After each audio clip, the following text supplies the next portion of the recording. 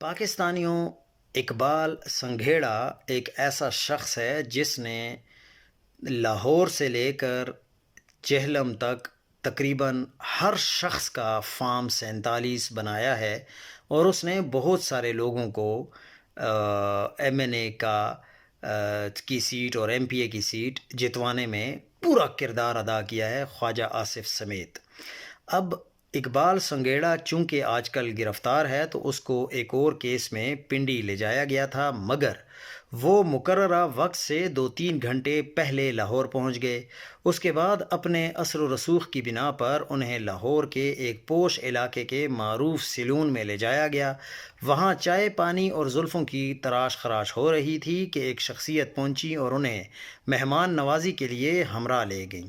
میرا خیال یہ ہے کہ جب تک اس معاملے سے کوئی 3-4 بڑے لوگ، بڑے کام، کچھ اہم چیزیں باہر نہ آئیں، اس وقت تک یہ گلے کی ہڈی نہ نگلی جائے گی اور نہ اگلی جائے گی۔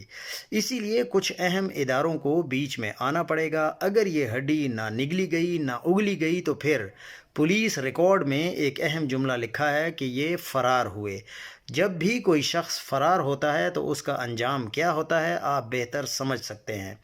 لیکن آج عجیب طریقے سے یہ اقبال سنگھیڑا صاحب دوبارہ معرض وجود میں آ گئے ہیں، یعنی لوگوں کے سامنے آ گئے ہیں، اور ان کو دوبارہ گرفتار کر لیا گیا ہے۔ حالانکہ کل تک لوگ یہ کہہ رہے تھے کہ وہ ملک چھوڑ کر جا چکے ہیں، وہ ان کو باہر نکالنے کی پوری پلاننگ کی گئی تھی اور ان کو ملک سے فرار کروا دیا گیا ہے، مگر وہ ابھی بھی پولیس کسٹڈی میں ہی ہیں اور پاکستان میں ہی موجود ہیں۔